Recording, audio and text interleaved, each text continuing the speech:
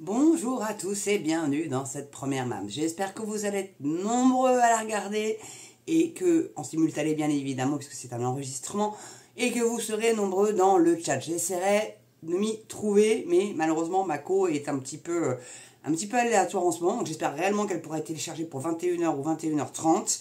En tout cas, il y en a une ce soir, ça c'est certain. Exceptionnellement, hein, parce que comme je vous l'ai dit dans une précédente vidéo, j'ai eu un mal de chien à décoller ce matin. J'ai été victime, on va dire ça comme ça, d'une petite flématite. Et j'ai eu un mal de chien à me mettre en route, quoi. Donc bon, bah, écoutez, il y a des jours comme ça, que voulez-vous. En tout cas là, vous êtes bien conscient et bien au courant que l'État veut faire des économies un peu partout. Hein.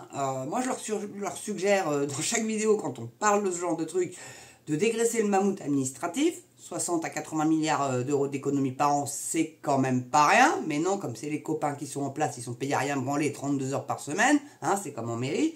Non, non, on va surtout pas toucher à ça. Donc là, c'est un article de France Info qui a été publié le 8 avril 2024. Économie dans le transport sanitaire. Le ministre de la Santé ne veut pas faire un tri parmi les patients, mais trouver des moyens de contenir l'emballement des dépenses. Si tu veux faire du tri, hein, si tu veux trier mon gars, bon, vous allez voir plein dans l'article. Donc le ministre délégué chargé de la Santé et de la Prévention était l'invité du 8h30 France Info le lundi 8 avril. Je vous défie de connaître ce gars.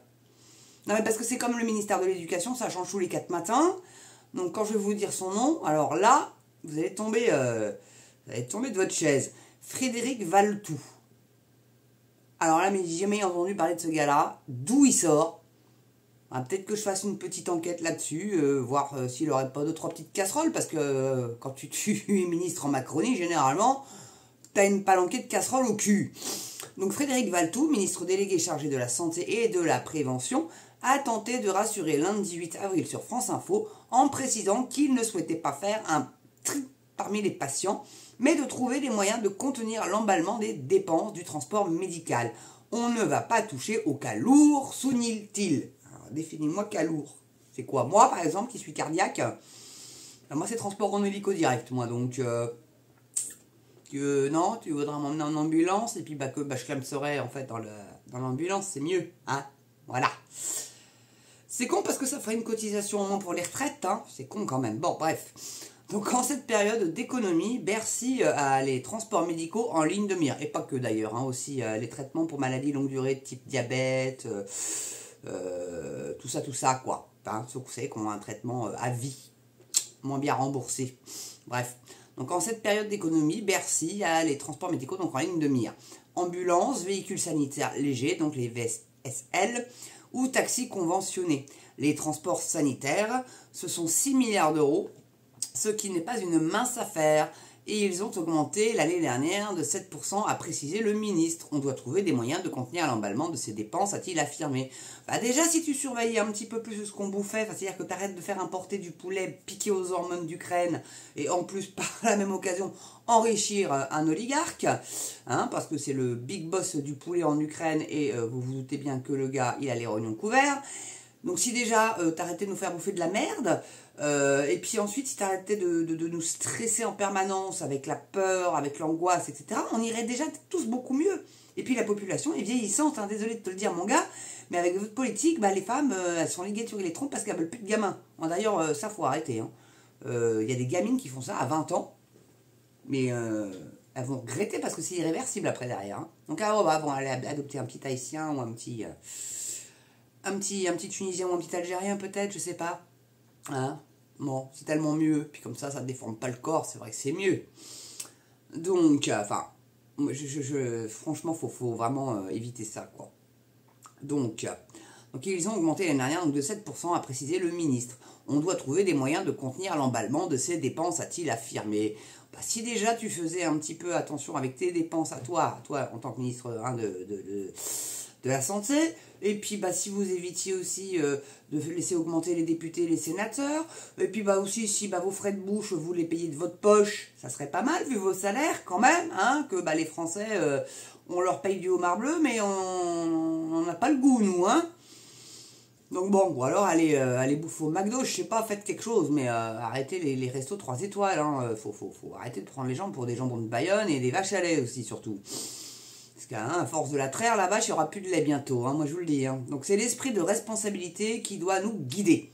Le gouvernement étudie plusieurs pistes, notamment des trajets partagés. Pourquoi pas? Ça serait possible pour des patients légers, estime Frédéric Valtou. C'est l'esprit de responsabilité qui doit nous guider, dit-il.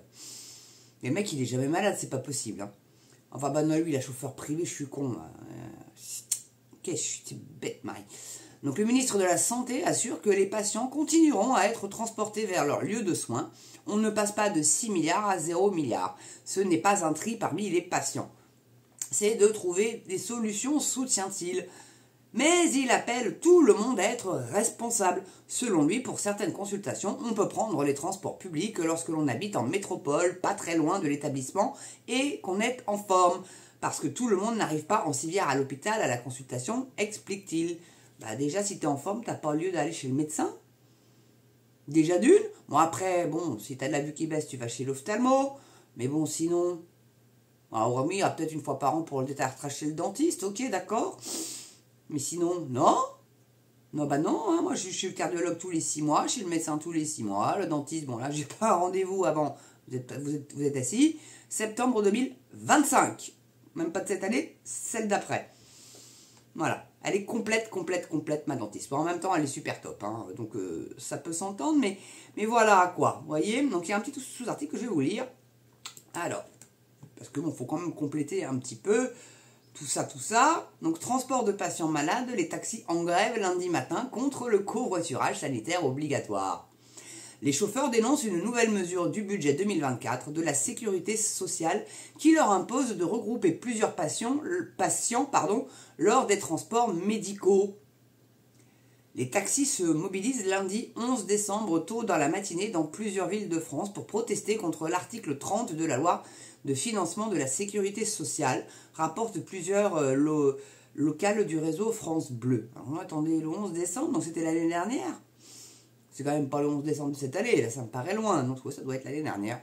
Donc ça date quand même déjà le coup de gueule. Hein. Donc, alors, où j'en étais moi? Oui, donc cet article prévoit que si un malade, alors que son état de santé lui permet, refuse de partager un taxi conventionné ou un véhicule d'une entreprise de transport sanitaire avec d'autres malades, alors le remboursement des frais de transport sera diminué. Mais qu'est-ce que c'est que ce bordel? Donc le gouvernement explique ainsi qu'en 2022, les transports partagés ont permis de réduire de 34 millions d'euros les dépenses de l'assurance maladie. Désormais, la règle devient le transport partagé. Le patient n'est plus au centre du transport, il sera obligé d'être dans un ramassage médical, avec, comme les bestiaux, et hop là, en voiture Simone. Donc pour ces rendez-vous avec des temps d'attente plus longs, avant comme après, et des détours de parfois 50 km avant de rentrer chez lui, explique à France Bleu Pays Basque. Vice-président de la chambre syndicale des taxis Béarn Pays Basque. Bah, attends, c'est pas écolo du tout ton affaire en plus, parce que tu fais faire des kilomètres. Alors, ça va être électrique. Alors, faut qu'il soit chargé à bloc, hein, le truc. Non, mais c'est n'importe quoi, mais ils ont rien compris, c'est pas possible. Opération escargot et barrage filtrant. Des actions sont prévues à Lille et dans les Hauts-de-France avec des barrages filtrants entre 7h30 et 10h à Lille et des opérations escargots dans la région. La circulation donc s'annonce difficile sur plusieurs autoroutes alentours. Des perturbations similaires sont attendues à Avignon où une centaine de taxis doivent se mobiliser à partir de 7h30.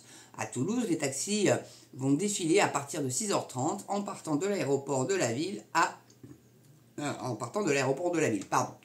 Bayonne, des taxis venus de tout le Pays Basque organisent une opération escargot entre 6h30 et 9h30. Plusieurs centaines de taxis sont attendus à Bordeaux à partir de 7h. Alors, il y a quelques commentaires, je vous laisserai aller les découvrir. Mais voilà, quoi, en fait. C'est ni fait ni à faire. Voilà, c'est aussi, je vais faire une vidéo là-dessus, je suis tombé sur ça. Il y a un nouveau panneau. Alors, c'est un losange, on dirait un peu le logo à Renault.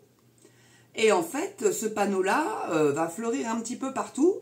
Ça n'est que pour les petits blabla-cars, les taxis, tout ce qui est transport en commun, donc les autocars, les machins, les trucs.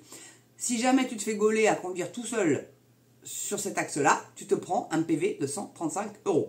Je vais vous faire une vidéo là-dessus, vous allez voir, puis comme ça, en plus, vous aurez le dit panneau en photo. Non mais on marche sur la tête. En tout cas, merci d'avoir regardé cette première. J'espère honnêtement que, parce que j'aime pas les tyrènes de co, elle sera téléchargée à temps, donc je vous dis 21h ou 21h30. Merci de votre patience. Et puis bah, moi je vous souhaite une belle journée, une belle soirée bien évidemment. Surtout n'oubliez pas le pouce, la cloche, l'abonnement. Partagez sur vos réseaux sociaux, hein, TikTok, Insta, même si je suis pas fan de TikTok mais c'est pas grave. Allez, on va aller les cultiver un petit peu ces gamins-là qui regardent TikTok. Et puis bah, Facebook, Telegram, Twitch, Snap, enfin tout ce que vous avez, Getter, tout ça.